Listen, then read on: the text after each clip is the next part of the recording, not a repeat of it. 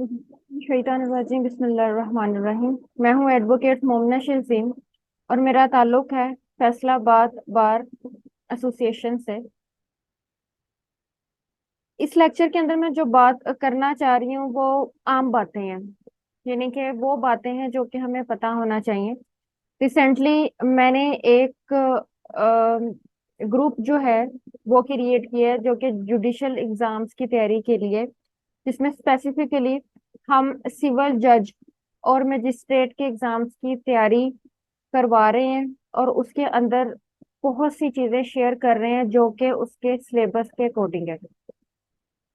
अब अल्हम्दुलिल्लाह ये चीज है कि इसको कई लोगों ने ज्वाइन किया है और एक ही दिन में तकरीबन उसकी तादाद काफी ज्यादा हो चुकी है। यानी कि कहने का मकसद ये आता है कि कई लोग जो हैं वो इंटरेस्टेड हैं जज बनने में, कि वो जो है वो जुडिशरी के एग्जाम में जो है वो अपीयर हों, उसकी तैयारी करें, जिसके अंदर कुछ स्टूडेंट्स भी होंगे, कई वो लोग भी होंगे जो पहले भी कभी अपीयर हुए हैं और अब फिर दोबारा से तैयारी कर रहे हैं। अब इसमें चीज ये आती है कि एक इंसानी फितरत है और वो ये है कि जो चीजें तो उसे मेहनत से मिलती हैं उसे उस चीज की कदर होती है, और जो सी चीजें उसको मुफ्त में मिलती हैं, यानी कि जिसके लिए वो इतनी एफर्ट नहीं करता, जिसके लिए वो कोई पेन नहीं करता, जिसके लिए वो कोई पेन नहीं लेता, तो उसको उससे कोई गर्ज भी इतनी ज्यादा नहीं होती। लेकिन वो उसके साथ चलना भी चाहता है।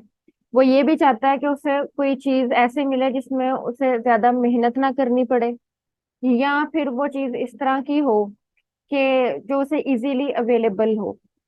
कहने का मकसद यहाँ पर ये आता है कि जितने भी लोग हमारे साथ ज्वाइन हुए हैं अल्हम्दुलिल्लाह और माशाल्लाह, उनमें से कुछ लोग इस तरह के हैं जो कि बहुत कॉम्पिटेंट हैं, जो बहुत सी जगहों पर स्टडीज करवाते हैं, जिनकी क्वालिफिकेशंस, जिनकी स्टडीज काफी अच्छी हैं, रिच हैं। और कुछ तो ऐसी हैं जो कि एग्जाम्स पास भी कर चुके हैं और उनका एक्सपीरियंस भी है इस सिलसिले में।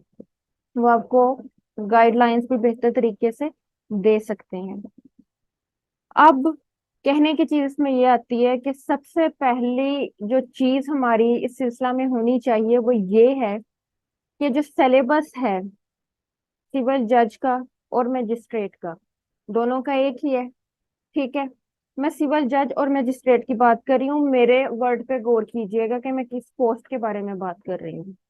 नो डाउट कि यही सिलेबस और इसी से हेल्प बाकी पोस्टों में भी मिल जाती है, लेकिन हम जिस चीज को स्पेसिफिकली डील कर रहे हैं मैं उसी की बात करूंगी।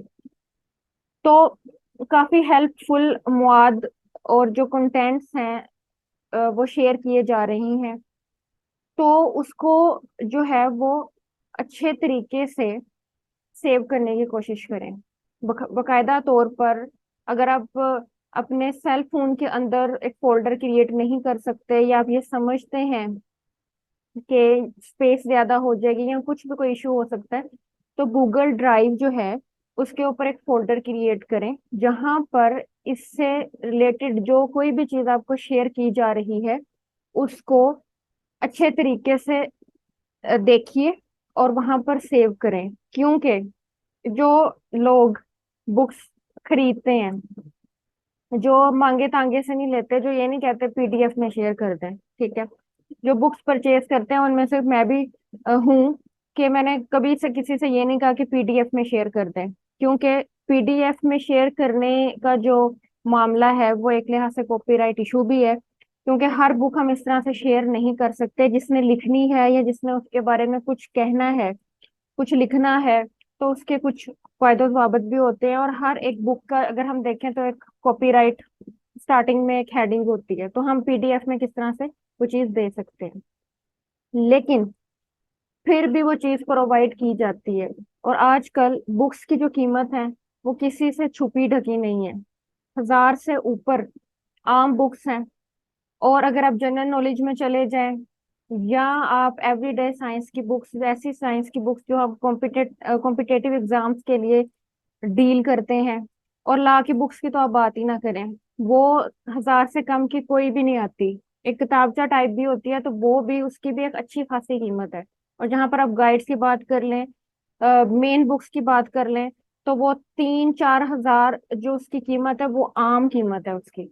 यानी कि कहने का मकसद ये आता है कि जो शख्स खरीद नहीं सकता तो उसके लिए बड़ी मुश्किल की बात है। अब इस सारी चीज से मेरा मतलब सिर्फ इतना है कि जोन सा भी मवाद आपके साथ ग्रुप में शेयर किया जा रहा है उसको सीरियसली अपने पास सेव करें। कोई ये चीज कहे कि उस टाइम सेव नहीं किया और फिर बाद में अलहदा अलहदा एडमिन से जाके रिक्वेस्ट कर रहे कि अब शेयर कर दें या अब दे दें, मुझे फाइल प्रोवाइड कर दें, तो सॉरी टू से किसी के पास इतना वक्त नहीं है। क्यों? क्योंकि हर कोई शख्स अगर कोई ये कहता है कि भाई मैं एग्री हूँ इस चीज के लिए, मैं हेल्प करूँ, तो उसका बहुत बड़ा फन है, बड़ा शुक्रिया, उसकी बहुत नवाजिश है कि ऐसे लोग हमारे साथ जुड़े हैं। तो हमें इस चीज का एहसास होना चाहिए कि इसकी कदर करें। नबी पाक सल्लल्लाहु अलैहि वसल्लम का फरमान है कि जो इल्म है वो मोमिन की मताए अजीज है। एक जगह ये कहा जाता है कि इल्म मोमिन की गमगुश्ता मिरास है, यानी कि गुमी हुई मिरास है और उसे चाहिए वो जहां से हासिल हो सके उसे ले ले। और दूसरा वर्ड जो यूज किया वो मताए अजीज का है, यानी कि ऐसी चीज, ऐसी दौलत जो कि मोमिन को बहुत अजीज है। तो कहने का मकसद ये आता है कि हम अल्हम्दुलिल्लाह इस चीज से जुड़े हैं, सीरियस एफर्ट्स करें। जो लोग इसके साथ जुड़े हैं, जिस तरह से शेयरिंग्स कर रहे हैं, इससे इस चीज का नॉलेज होता है कि वो हकीकत में किसी की हेल्प करना चाहते हैं। और जो लोग गेटिंग कर रहे हैं उनको भी चाहिए इस चीज को मद्देनजर रखें। अपनी फाइल्स जो हैं वो इसको इस तरह से सेव करें कि बाद में किसी किस्म की कोई मुश्किल या दुश्वारी पेश ना आए। बहुत सी चीजें आपको मुफ्त में मिल रही हैं, मजीद इंशाल्लाह गाइडेंस मिलती रहेगी, तो इस तरह से उन चीजों को सेव करें। दूसरी सबसे मेन बात जो मैं आप लोगों को कहूंगी वो ये है कि सिलेबस को लेकर बहुत ज्यादा कंफ्यूजन पाई जा रही है। मैंने जब स्टार्टिंग में शेयर किया मुझे भी बहुत कंफ्यूजन हुई। कई जगह अपडेटेड है चीजें, कई जगह नहीं है। कई जगह हम एडिशनल सेशन जज के एग्जाम से रिलेटेड सिलेबस जो है उसको शेयर कर रहे हैं। तो कोशिश करें कि इस पोस्ट से रिलेटेड आपका जो सिलेबस है वो आपके फिंगर टिप्स पे हो। आपको बार बार ना देखना पड़े कि मेरा सिलेबस क्या है, कौन से सब्जेक्ट्स हैं, क्या है क्या नहीं है, कि आप जहाँ कहीं भी अब हैं, मौजूद हैं, आपको पता हो कि भाई बस ये मेरा सिलेबस है। कहीं कंफ्यूजन क्रिएट ना हो, ना कोई कर सके आपके दिमाग में। तो ये कुछ सीधा सीधा बातें थी, अपने दिमाग में इस चीज को रखिए, बिठाइए। अल्लाह ताला की जात जो है वो हम पर फजल और करम फरमाए। ठीक है। ये चीज मैंने देखी है कि बहुत से लोगों में इस चीज का जज्बा है कि हम जजेस बने। कहने का मकसद ये आता है कि अल्लाह ताला जो है वो चुनते हैं इस फरीजे के लिए भी। तो मैं ये चीज जरूर कहूंगी, या मैं चीज सोचती भी हूँ कि जो जज होना है वो एक बहुत बड़ी रिस्पॉन्सिबिलिटी भी है। नो डाउट काबिलियत वाले लोग वहां तक पहुंचते हैं, और अल्लाह ताला हमारे सिस्टम्स को मजीद बेहतर बनाए, मेरिट पे लोग आए। लेकिन सबसे बड़ी मेन बात ये है कि हमारे मुआशरे में इंसाफ ना होने के बराबर है। तो सोच तलब बात ये है कि हमारे अंदर इंसाफ फराहम करने का इतना जज्बा है या फिर सिर्फ जज बनने का इतना जज्बा है। तो ये बहुत अहम एक सवाल है कि जज का जो एक रुतबा है, एक स्टेटस है, हम हमें अल्लाह ताला की ज़ात तौफीक दे कि उसको सही तरीके से इस्तेमाल कर सकें। क्योंकि क्वालिफाइड होना, काबिलियत होना बहुत बड़ी बात है, लेकिन ये अल्लाह ही की देन है। और अगर अल्लाह ताला हमें इस चीज़ के लिए चूज कर लेते हैं तो अल्लाह ताला हमें इस चीज की तौफीक भी दे कि हम उसके इंसानों के साथ, नो डाउट के इंसान इंसाफ नहीं कर सकता, लेकिन हम कोशिश जरूर करें। क्योंकि जिस तरह अल्लाह ताला कहते हैं कि आपस में सुलह करवा दिया करो, मशवरे से आगे चला करो। ठीक है। और तुम में से बेहतर यही यही बात अल्लाह ताला सुबहाना ताला इस चीज को प्रेफर करते हैं कि इंसाफ के साथ माशरे को चलाया जाए, बेहतरी की तरफ किया जाए, अमर बिल मारूफ व नहीं अनिल मुनकर की तरफ जो है वो हम जाएं।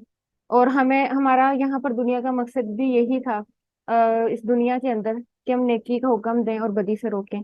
तो कोशिश मैं यही करती हूँ, मेरी अपने लिए भी दुआ है, दूसरे लोगों के लिए भी दुआ है कि हम इस चीज को इग्नोर ना करें। इस चीज की बहुत बहुत ज्यादा जरूरत है हमारी सोसाइटी को, हमारे माशरे को। अगर हम आला ओहदों पर चले भी जाते हैं और हम दूसरे लोगों के काम नहीं आते, हम अल्लाह ताला की रजा के मुताबिक नहीं चल रहे, तो फिर हमारे लिए वो ओहदा हमें मिल भी जाए तो एक बोझ के अलावा और कुछ नहीं होगा। कहा जाता है कि जो जितना बाइख्तियार होता है उसका हिसाब उतना ही कड़ा होगा। इसके साथ मैं इजाजत चाहती हूँ। अस्सलाम वालेकुम रहमतुल्लाहि व बरकातहू।